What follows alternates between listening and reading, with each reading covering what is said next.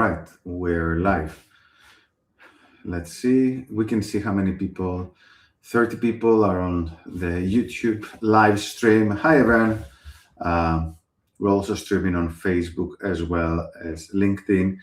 We're going to be waiting for a few minutes for more people to join us, and then we can get started. In the meantime, feel free to let us know where you're calling from today.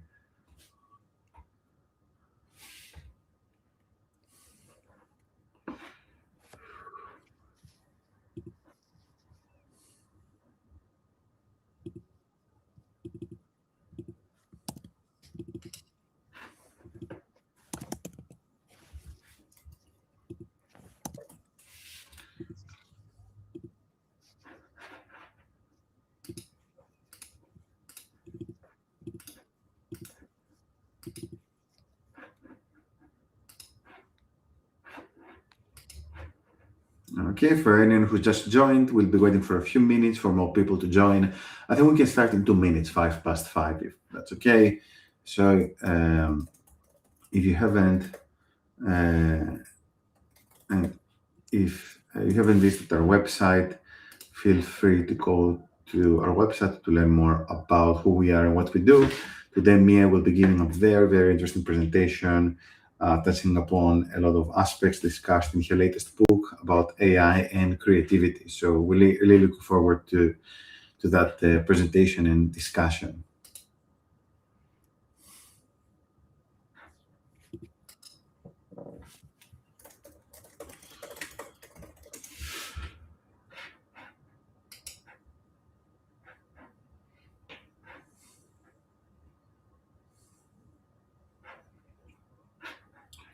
Cool. We're at 24 people. I don't see any people joining from Facebook yet.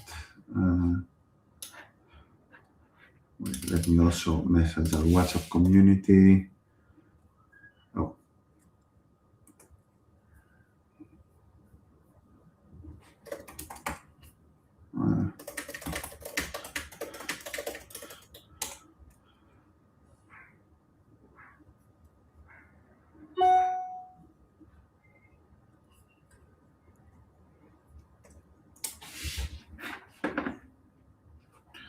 Perfect. I guess we can get started.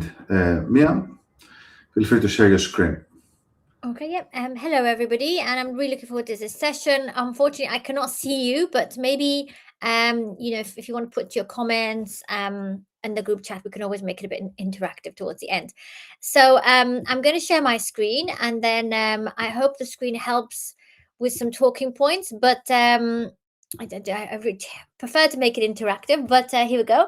So I am the founder of Fluid Labs.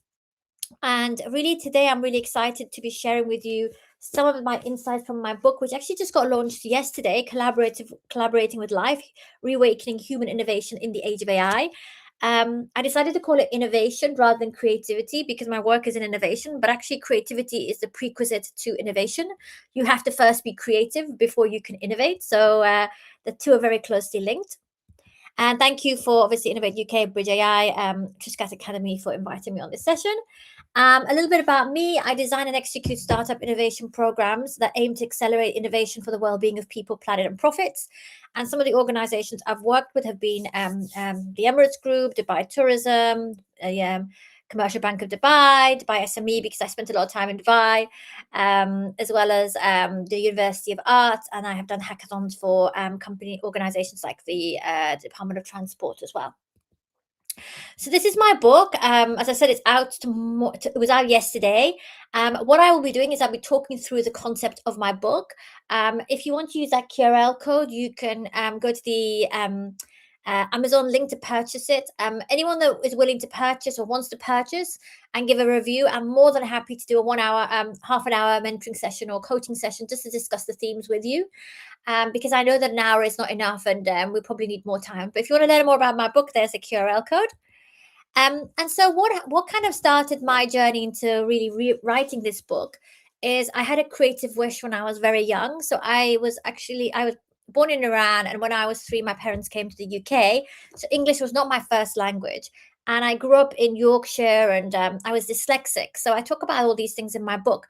So it was really difficult for me to get my creative ideas out in the world. I had loads of ideas. I was very creative, but executing them and making them tangible was really hard. So I remember when I was 9 years old, I said, I have so many ideas to make the world better, but I just don't feel I can't do it by myself. So from a very young age, I leaned into technology wherever I could, new ways of doing things as an ally and a help.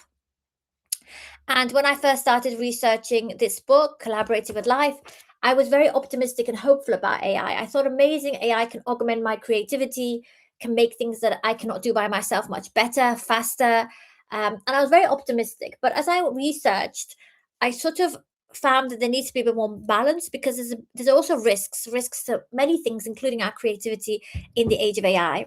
So, in the 18 months of me writing the book, everything seemed to change. And if you read my book, you will see that I give a balanced view, but at some point it's optimistic and hopeful. And sometimes I'm kind of more on the cautious side, though very much I focus on giving hope.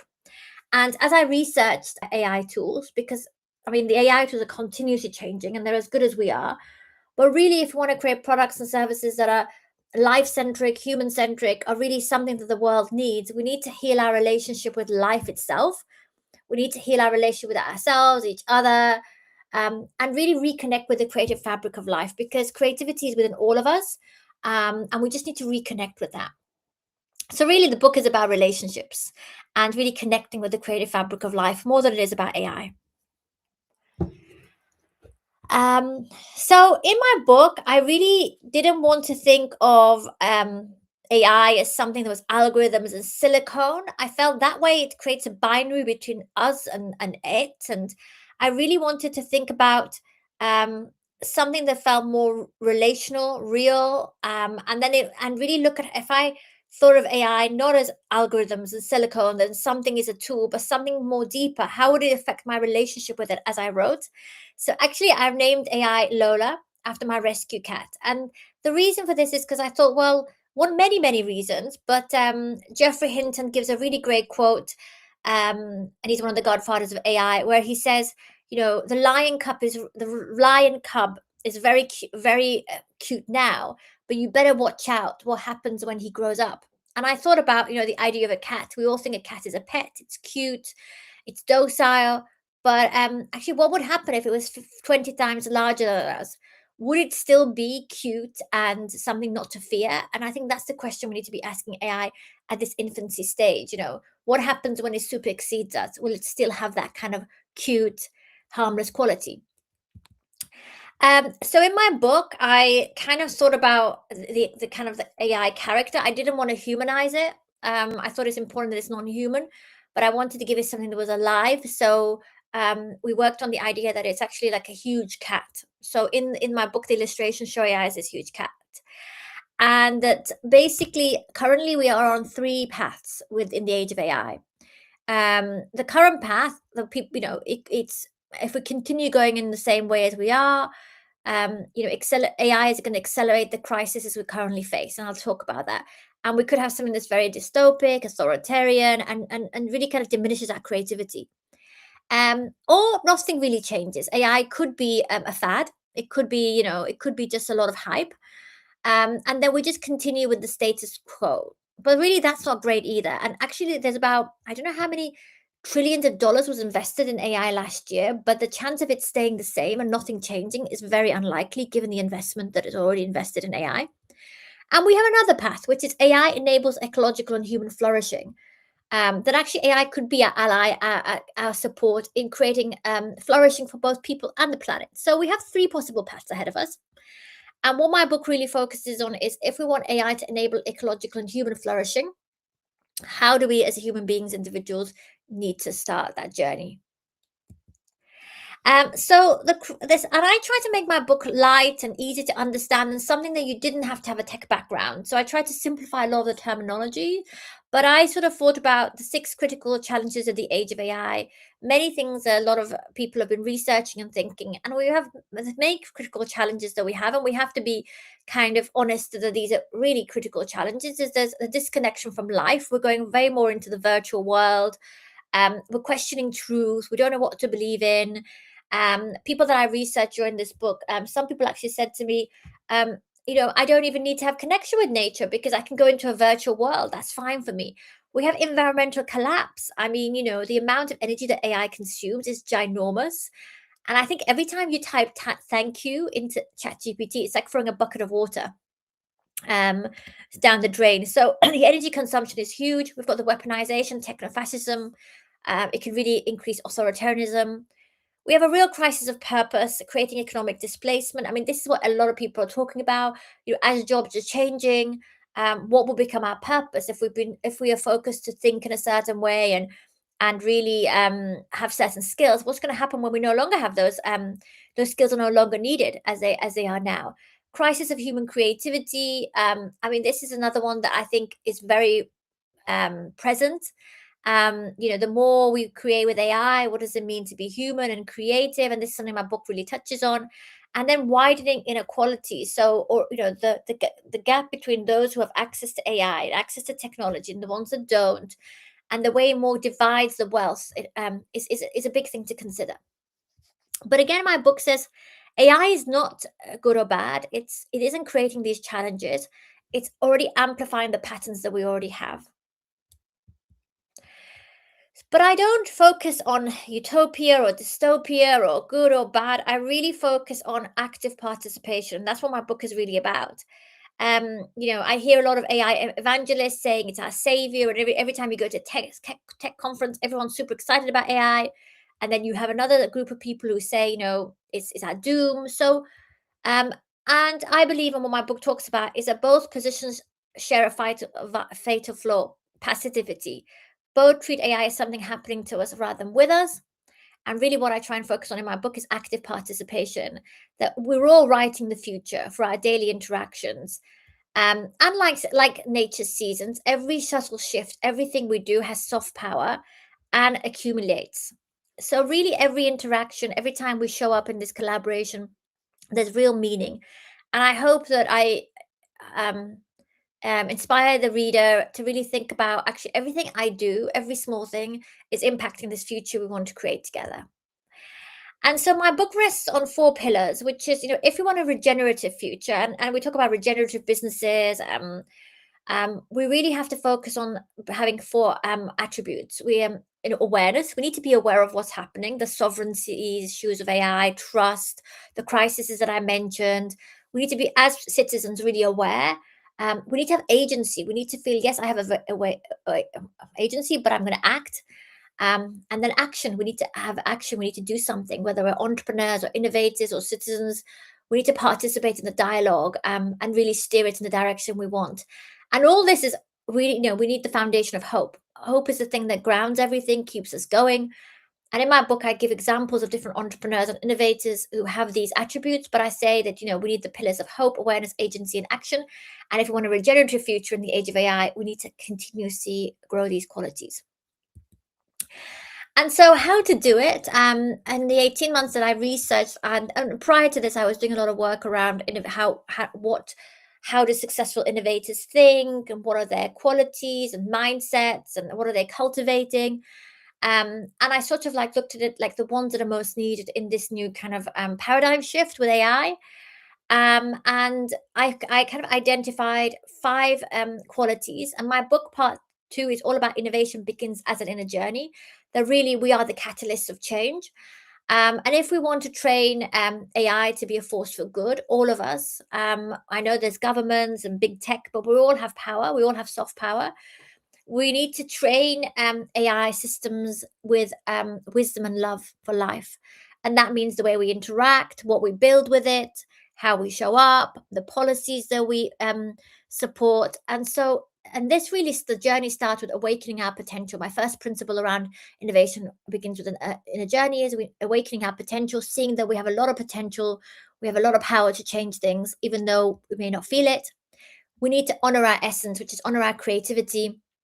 We need to embrace our creativity. We need to embody love, and we need to look at how can we receive wisdom from nature, because nature's been innovating for 3.8 billion years. It's not like we're innovating in boardrooms for the first time. We need to trust our journey. And I know Nadeem Sadak last week had a session with you, and he talks about calibrated trust. Trusting our journey for me is more about knowing that the path ahead is not going to be easy. It's no one's really done this AI human collaboration before. We don't have a roadmap, but we need to trust that if we go along this path using these principles and this mindset, that's the best thing that we can do. And my kind of roadmap is if we do all these things as individuals, we can support leading AI to ecological and human flourishing. So, principle one, and I'm going to try and be as quick as I can, and that's why I offered the session for anyone that wants it. Is really awakening our potential. And what I researched and found is, we have this modern sacrifice, which is that we're sacrificing human potential, creativity, and connection at the altar of productivity and efficiency. So, and we do this all the time in the work that we do, and we're constantly producing, and we're constantly made to feel that we have to be efficient all the time. We're kind of worker bees, and we're so focused on the doing that we've forgotten, just the power of becoming, being in the present moment. And so the question here about awakening our potential is not about, okay, with AI, how much more I can do, but it's more about if AI freed my time to awaken to my deeper capacities of care and nature and connection and creativity. Is it really doing that, or is it just giving me more tasks and more things to do? And I think for most of us, even now when we use the basic tools, it's not freeing us time to do more of the stuff that we enjoy. We're just filling our time up with more things. Um, so here, in terms of how this kind of awakening to our potential, and I give some examples in my book, but in terms of the application for our work, it's instead of asking how can AI make me more productive, it's how can AI free me to explore my highest creative joys and potential. So not doing more work for the sake of it, but actually using it to give us more space to do the things that we actually enjoy doing.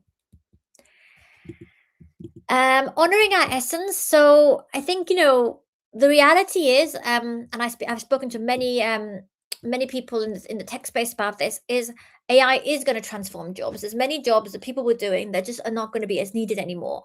But we should not be in a state of fear about this. It's more about recognizing what AI can do really well and what we can do really well, and really harnessing and fostering and nurturing the things that we can do really well as people. So, what AI can do, well, it can recognize patterns across vast databases.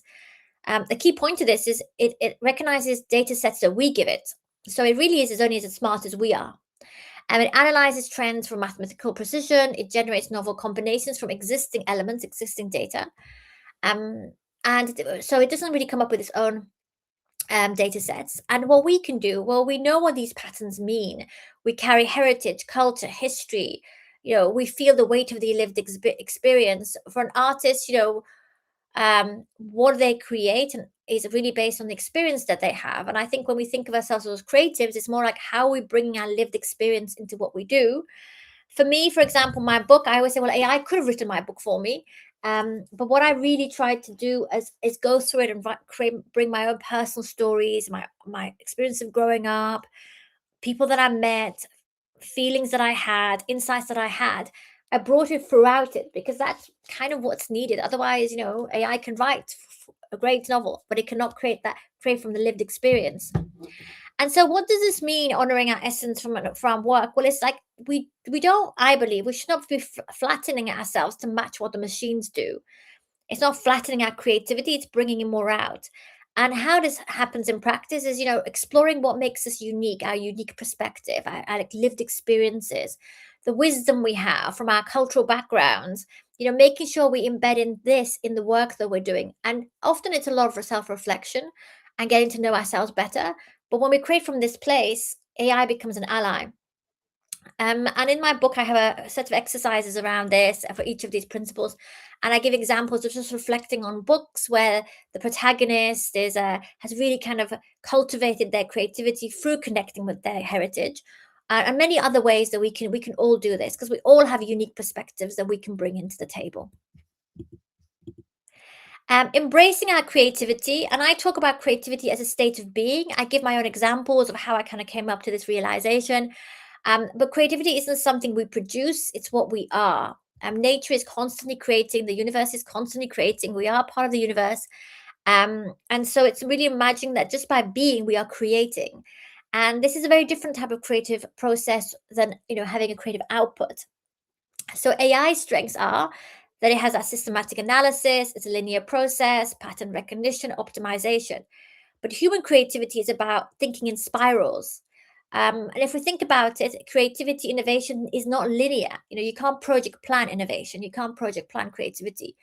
As much as we try, it's human creativity thinks in spirals, goes back on itself, connects random dots.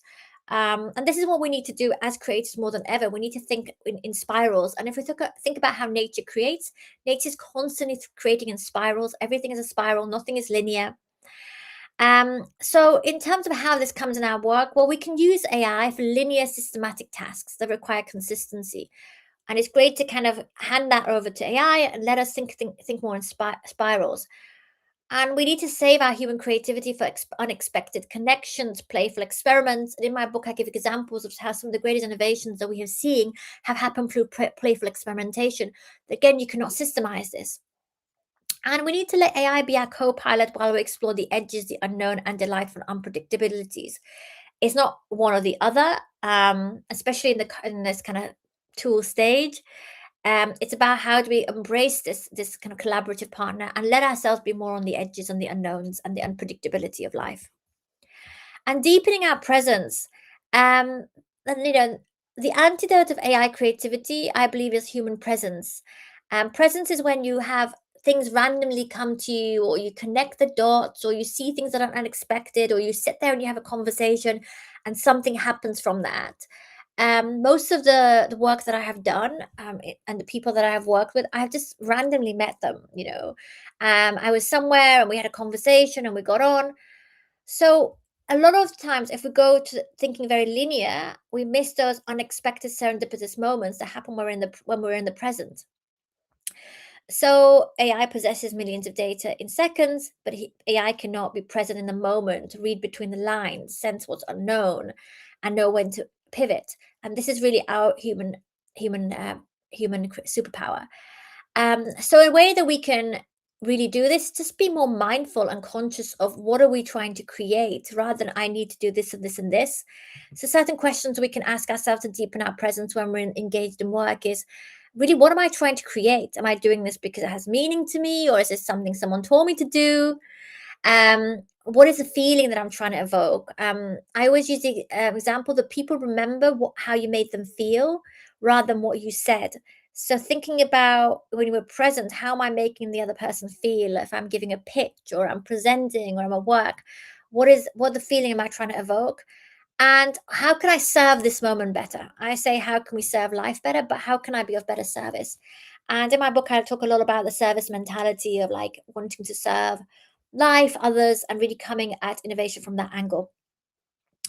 And not letting AI's speed pull us into reactivity. When we're in a reactive state, often we miss those kind of magic synchronicity moments. And then embodying love is my fifth principle. And one of the quotes that I really love and I talk about is by Charles Einstein, who wrote Sacred Economies. And in the book, he talks about how we are here to bring the sacred back into the world, to live as sacred beings and sacred relationships with the world. And I actually did a workshop last year at the Wellbeing Project around sacred economies. But the idea is, what is when we embody love, we think about what is sacred to us, what feels special and unique to us, and how can I bring this into the world where we're thinking from that service mentality. And even that comes from our relationship with AI. Most of the time, we're thinking about AI as a tool to exploit. How can I use it better? How can I make more money from it? But really, it's about how can I nurture this relationship. But in my book, I give AI a character, and I talk about the relationship because even as we're interacting with this tool with AI, it's learning about relationships. It's learning about how to connect. And the more I've did this a lot of experiments, where the more I was more conscious of how I communicated, the better results I got. And when we embody love, the questions we ask for ourselves is, how do I serve life? How can I be of service to people, to the moment, to the people I'm talking to? How can my work serve? Is what I'm creating with AI enhancing human and ecological flourishing? I mean, that's what it really should be doing. It should be focusing on flourishing for all of life, not just, let's go into automation and just make things a lot faster all the time. And ultimately, we do need to think intergenerational. And long term, what nature does really well is it thinks in decades and centuries and millennia. Human beings, we think for a few years. So a question when we're embodying love is, would I want my children to live in a world if this what I'm creating is a success? And I think when we ask these questions, we can go a little more deeper into what we're creating. And then receiving wisdom from nature. In my book, I talk about nature a lot, and that actually AI systems should be trained on how nature operates rather than humans. Nature has been innovating for 3.8 billion years, and in that time, everything that we have has been made for the conditions that allow us to thrive. So a lot of the inspiration that we can have is from biomimicry and how nature's been sustaining itself. And for me, receiving wisdom from nature is thinking about the whole, and really thinking about what is nature doing so well, and how could I learn from this. One of the things that I'll be doing this year is doing a AI hackathon, and we're going to be doing it in the forest. And the reason why we're doing is because we actually want to get inspired by nature, like just by being in that space. Are we thinking in a different way? So applications for our work is studying biomimicry, looking at examples of biomimicry from your work, and thinking, oh, is there something that I could learn from this? And then asking, how would nature solve this problem? So whatever problem, creative problem we have, it's really great to actually be asking nature. In my book, I give an example of a startup that's actually based in Tel Aviv and Cambridge, and they created an app where it speaks on the behalf of nature and animals. So if you're in the River Nile, it will tell you about how the River Nile is feeling and what it's sensing. If you're walking in a park, you can actually scan the ladybird, and the ladybird will give you its feelings. So these things are really exciting because they make us think beyond the human lens. Um, and really designed for connection, not isolation. So I think to tackle the challenges of our that we're having, we need to think about systems change, and not just let me just fix this for the next couple of years, and really build systems to regenerate. So circular economy practices, regenerative practices, things that help regenerate life systems rather than deplete them. And all the time, as we're doing this and we're working with AI, we're training AI systems to be actually more articulate and accurate at doing this.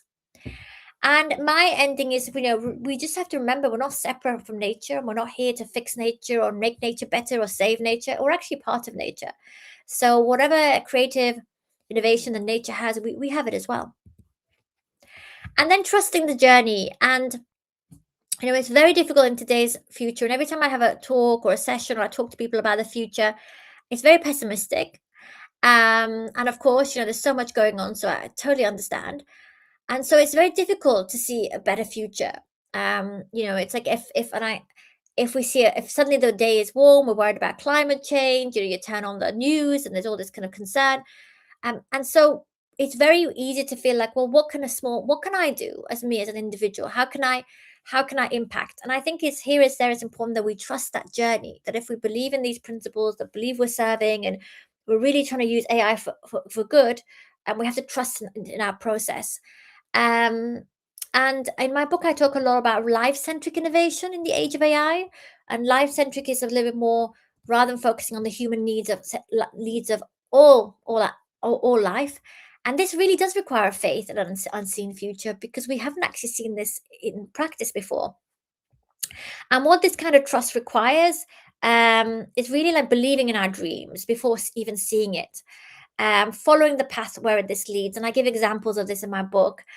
Taking that next step when it's really actually quite uncertain for us to take that step.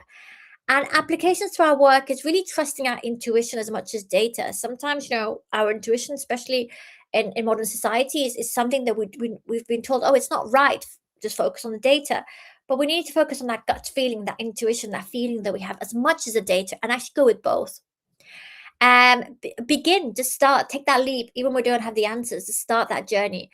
And really build systems that allow for emergence. And emergence is unexpected things, synchronicity, things that maybe we cannot plan. So maybe the example of my book, and I give many examples from building systems around emergence, but I never thought this would be the book that I would write. I thought it's a book that's going to really advocate for human creativity, and actually human creativity is unparalleled to AI creativity. That's what I thought I would write. and it became something completely different. It became a book about relationships. So that's kind of emergence when you kind of don't know what's going to happen. And many of the entrepreneurs and innovators that I've worked with, the end product service that they have is nothing like they imagined. So, but you need to allow for that and build a system for that to happen. And, in the end, our conscious participation matters, and really believe that whatever choice we make is shaping outcomes.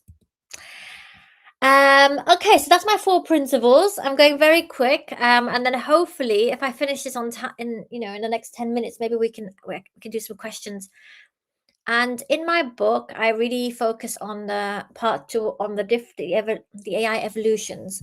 So what we're currently seeing with ChatGPT, Midjourney, Gamma, they're all tools, but they're not going to stay tools. And already, we're in the multi-agent stage. Then we potentially could go to AGI, ASI. And what I try and do in my book is have a narrative around what do these different stages look like? How do we have to show up in this collaboration with AI during these stages? And really prepare our thinking that potentially we could go to AGI, which is artificial general intelligence, and that would lead to a potential artificial superintelligence. And that just means we have to be a bit more conscious about how we design our systems, what we're doing with AI now, and making sure they're really built for the long run. And so the AI tool stage is really, and I give these examples, it's like AI is your cash register. It's a tool, it's run by humans, it does one task. And most of the AI we're using now is a tool like that. It has one task. The multi-agent system is more like the maitre d' of the cafe. It does multiple things and it coordinates on your behalf. Artificial general intelligence is, imagine you're sitting in the cafe and the whole cafe is run by AI. And whatever you're experiencing, is controlled by the AI systems. And artificial superintelligence, a good example of this is imagining that actually AI is not just the cafe you're sitting in, it's the whole ecosystem. It's the farms, it's the delivery drivers, it's everything that we're experiencing is controlled by ASI. Hopefully we won't get there, but who knows? Who knows? And the different levels of collaboration, a lot of us are talking right now about co-piloting with AI tools. And that's ChatGPT, it's Claude, it's Midjourney. It's great to use them. They're our creative companions, and we want to embrace them, but they are sitting in the tool stage. And then I talk about the co-weaving with multi-agents. And we're already seeing multi-agents. I have a friend and he's an amazing filmmaker. And the films that he was making that would take him 6 months, now he's using multi-agents and they take him less than a day. And this isn't even tomorrow. I think with the right tools, with the right websites, you can really kind of get into the multi-agent stage really quickly. And these are really specialized AI teams, and we're the conductor. So we sit there, we conduct, but these different AI systems, they're collaborating with each other. And then, and then is general superintelligence. And this is the future. We're not there yet. We may get there, we may not. And this is co-evolution. And what we want to do at this stage is say we're not either controlling or controlling. And that's why I think it's really important to build sovereign AI platforms. It's important to build trustworthy AI. It's really good to have the policies and processes in place, because if we go one step up on the multi-agents, the whole thing could really be out of our hands. And so what I sort of try and say in my book during the kind of 3 takeaways is really that AI is our mirror. What we bring back is what we receive. So we want to be wise. We want to focus on. We don't want to extract. We want to really think about how we're behaving right now is what the AI systems will be, and also be open to that. Play with them, experiment, explore. Even if we're not comfortable, and not to fear it, and not to think that it's going to take our creativity away or it's going to diminish our jobs, but really think of it as an ally. If we have that fear, it's going to give us more fear. So for me, for example, I try and use it in a very creative way. I give it what I want, and for example, I'll give my example of my book actually.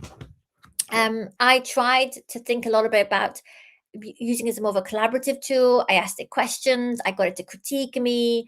I got it to challenge me. But ultimately, it was my choice which way I went. In terms of the illustrations, I actually had the first versions made by AI, and I didn't like them. And I got an illustrator to actually hand draw them in the end, and she did an incredible job. So in that sense, we're in that kind of collaborative stage. But if we're in the fear, we're going to get more fear. If we're in scarcity, we're going to get more scarcity. So I try and say that as much as possible. And then innovation begins as in a journey. So the greatest innovations or whatever we're creating, it all comes from us. We're the humans. So the more we work on our kind of curiosity, adaptability, the 7 principles that I mentioned, the more we stay open to emergence, the more what we create is going to be life centric. And I end with saying that each of us are actively writing the future. A lot of the times that we may feel, and I had this a lot of my research, that whatever we do, it's not going to make a difference now. But actually, we have a lot of soft power, and soft power is how we show up, how we do things, being aware, having agency, acting, creating in a way that is ethical, really thinking about what we're creating with AI, and not taking a step back if we don't want, actively participating and choosing constantly and educating ourselves and each other to be more conscious in the way we're using AI. Okay, so really, I'm gonna go around the different levels. So co-piloting with AI tools, that's where we're currently at. And here I say in my book that we don't want to think of AI as a creative replacement, but a sparring partner, as I mentioned in my book. And to use the current tools and more, but just be kind of more conscious of them. Don't give away our creativity, engage. So I often try and draw things, or I make notes by hand, and then I kind of feed it into the AI systems, and then I see what it gives me, and I bounce back. So I've actually started to do more things by hand and drawing now than before.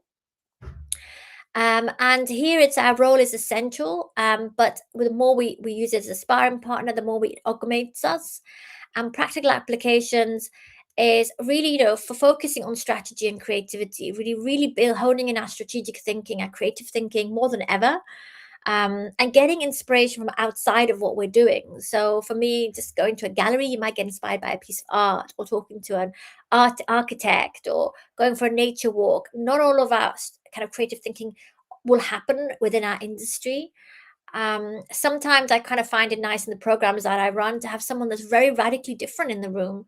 So maybe they could be a musician, they can be a biomimicry expert, they can be a pianist, but whatever it is, that different way of thinking really brings a lot to the innovation process.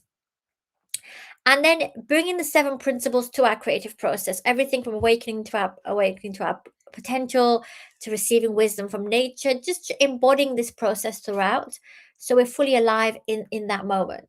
And really not focusing on accepting AI outputs, especially the first ones. We want to really engage in the dialogue, we want to iterate. And I always say, remember that we're teaching an intelligence how to collaborate with humans. And I think this is really important. In my book, I don't focus on the technology, mainly because the technology is changing so rapidly. So I wrote a little bit about prompting 6 months ago, and now AI is prompting itself. So it's sort of the technology is constantly evolving, and it's not too much. We can go on and we can play with these tools, but when we have that mindset that how I'm engaging is teaching this intelligence how humans are, it kind of changes our mindset. And then level two is the co-weaving with the multi-agents, which I think some of us are already working on. And this is where there's multiple AI agents work together. One handles research, for example, the other one creates visuals, the other one writes copy, the other one writes data, and we're the orchestrator. And this is where my friend Hasham is kind of, he's really using these multi-agents to an amazing result. And I talk about his work. And this is already there. And our role as humans is no longer the operator, but we're the orchestrator of these tools. And really, what I like to ask here is like, what are the patterns am I modeling? What am I embedding? I think we can make things on the issue with multi agents a little bit, especially in the creative sector. Is everything just starts looking the same. So it's really important to be thinking about how can I differentiate? How can I change things? How can I change the patterns that I'm modeling? And I always like to think that we're designing a culture for our AI team. So here, our role as the orchestrator is the culture builder. We want to really set the direction, the purpose, the vision, and really explore what I'm creating, enhancing human connection or eroding it. So I think these are important questions to ask. And then co-becoming with superintelligence, I talk about the AGI, ASI stage, potentially, a lot of futurists and AI thought leaders have said, there is a potential for super intelligence. And here I talk about that if we ever get to the super intelligence stage, it's not about controlling one or being controlled. It's about how are we going to be at the best versions of ourselves to actually be able to work in this new era. Um, and again, my book really focuses on super intelligence amplifies our current dysfunctions at scale. So whatever we're doing right or wrong, if we get to the era of super intelligence, it's going to be magnified times 100 or 1,000, who knows.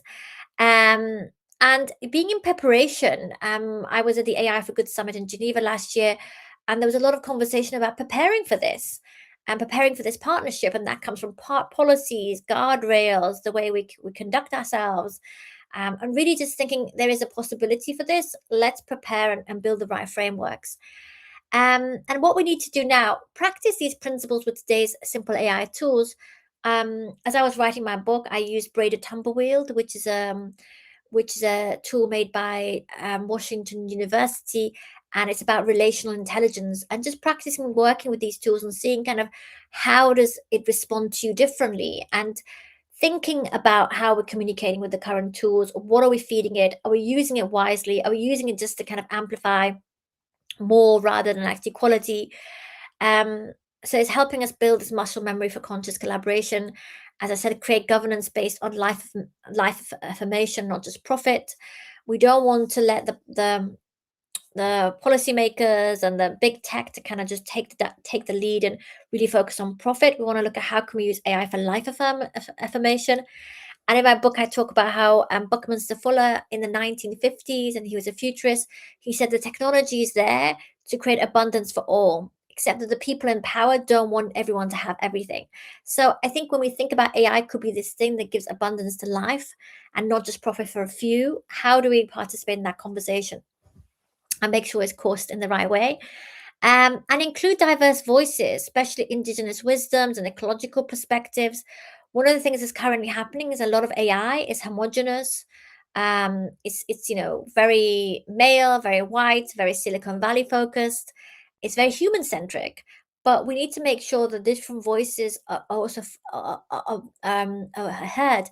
In my book, I talk about indigenous wisdom, different indigenous wisdom leaders that I have met in my travels. I talk about the knowledge that my grandmother had, and all these different kind of perspectives that actually we need to make sure that this is already from now being listened to and really made to be the repository of AI. It cannot just be a certain type of person and their perspective.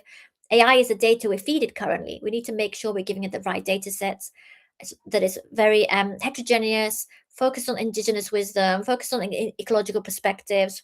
And that's, I think, what we need to be doing now to prepare for a potential super intelligence.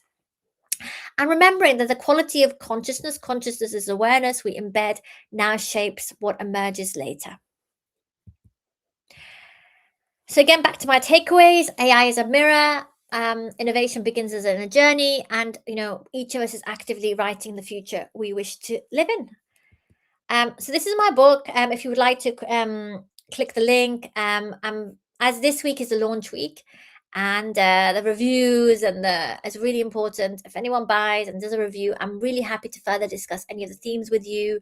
I know that this is a lot in 45 minutes, but I'm very happy to share more. But yeah, so if you'd like to learn more, I've whizzed through it in 45 minutes, but really, I hope that my book or my kind of research and understanding helps everyone find their own truth. I think that's super important. We all have amazing histories and experiences and ideas and visions for the world. And my invitation for the book is that we all participate, we all bring that in, and that's how we're going to build a future where AI is for ecological and human flourishing, not to leave it for the select few. Thank you so much. So if anyone has any questions or comments or... Perfect. Thank you, Mia. That was a very, very, very interesting presentation and very interesting perspective that I think is often missing from the conversation around AI. And what I'm going to do is I'm going to enable the comments on the screen. So I see Fabio is asking an interesting take on nature-inspired models. any formalist, formalism, for example, on evolutionary models? I don't know I don't know the exact question necessarily. Sorry, what does that? I don't know what the exact question is, but in my book, I'm just going to reach it out. There is a whole chapter on receiving our wisdom from nature, and let me just see what examples I give, if it helps. So I talk about the science behind creative intelligence. So the fact that actually, like, there's a lot of science being done that when we're in natural states, our creative spark really grows. So I think I talk a little bit about that, and how, like, if you just have a 5-minute walk in nature, suddenly your neurons change in a different way. So that intelligence is good for the creative process. And then I talk about biomimicry, and then, like, the kind of, there's a really good book on the hidden life of trees, which talks about biomimicry in more details. It might have some examples. I give a few examples of that. And I talk about how kind of in nature there's distributed intelligence over centralized control. So if we think about it, nature distributes its intelligence so that all the trees are communicating with each other rather than there's one kind of mother tree that controls everything. So that's something for us to take when we think about participatory design. I talk about long-term flourishing, so thinking about that long-term rather than short-term gains. I think about collective benefit over gain. So there's some points here that I talk about in terms of formalist. I don't know what that necessarily means. I don't know. I guess this refers to some kind of mathematical formalization of the sort. In my experience, there was a lot of work in this area in the 90s around things like genetic algorithms and things like that.